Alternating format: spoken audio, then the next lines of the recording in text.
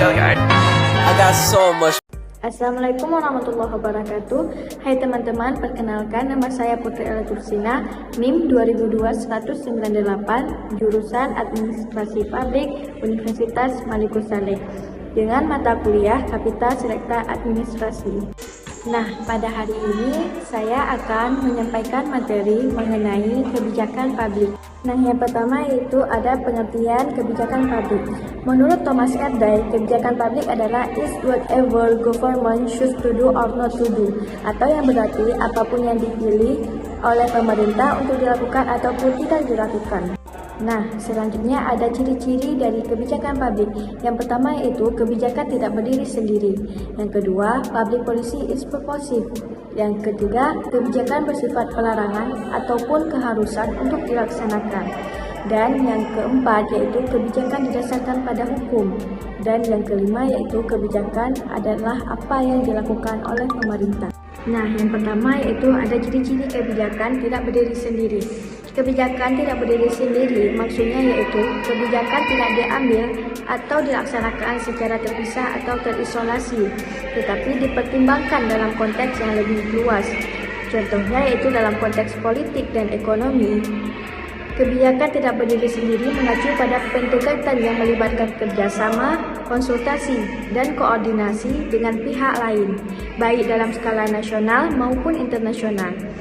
Hal ini dilakukan untuk mempertimbangkan dampak kebijakan tersebut terhadap pihak lain atau untuk mencapai tujuan yang lebih luas.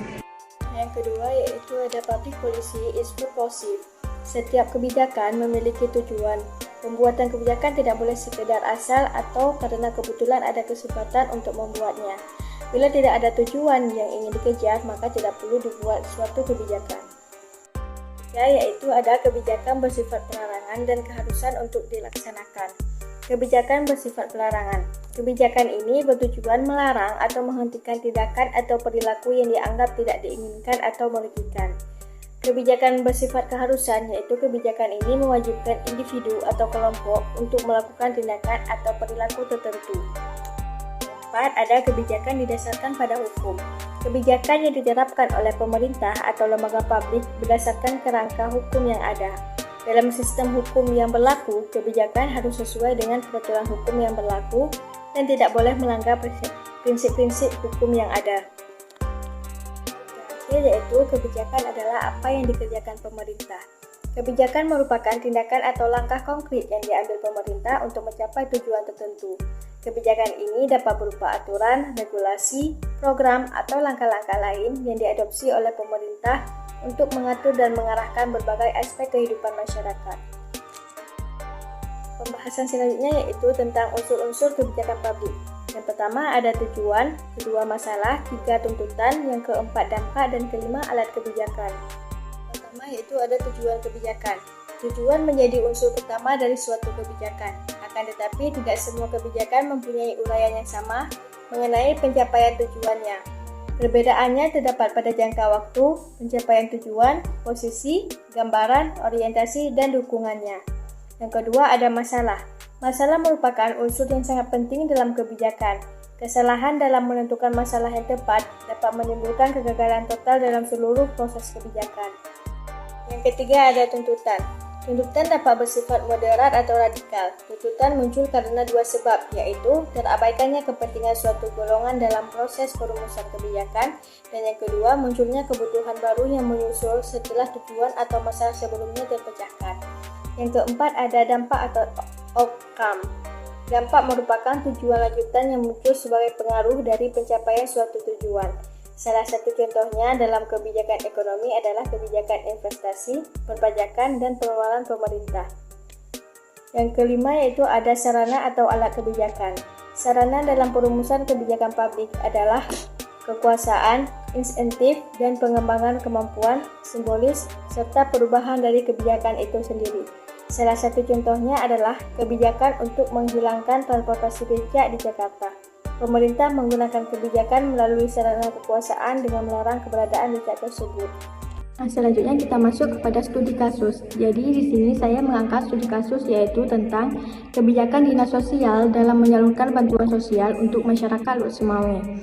untuk melakukan penyaluran bantuan sosial di Dinas Sosial Kota Lok Sumawe mengacu pada Peraturan Wali Kota Nomor 11 Tahun 2017 tentang kedudukan, susunan organisasi, tugas dan fungsi dan tata kerja Dinas Sosial Kota Lok Sumawe.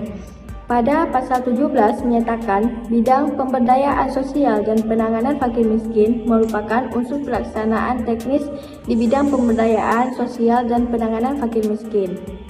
Nah, dari hasil lapangan didapati bahwasannya Dinas Sosial Kota Lok Sumawe sudah melakukan tugasnya sebagai perpanjangan tangan dari pemerintah pusat dalam menyalurkan bantuan sosial untuk penerima yang sudah terdata oleh pusat dan yang pada awalnya sudah didata oleh desa. Nah, program bantuan yang ada di Dinas Sosial Kota Lok Sumawe yaitu PKH atau Program Keluarga Harapan, yang kemudian BLT atau Bantuan Langsung Tunai, dan BLNT atau Bantuan Langsung Non-Tunai, seperti pemberian sembako 3 bulan sekali dan bantuan berupa becak barang. Nah, penyaluran bantuan tersebut ada yang langsung di Dinas Kota Lok Sumawe dan ada juga melalui desa dan ada juga melalui langsung dikirim ke rekening para penerima bantuan. Nah, adapun hambatan yang diterima yaitu protesan masyarakat yang mengatakan bahwasannya dirinya berhak untuk mendapatkan bantuan, namun dirinya tidak terdata dalam DTKS meskipun kategorinya sangat miskin. Hal tersebut tidak dapat diproses oleh Dinas Sosial karena itu merupakan tugas desa untuk mendata warganya yang miskin.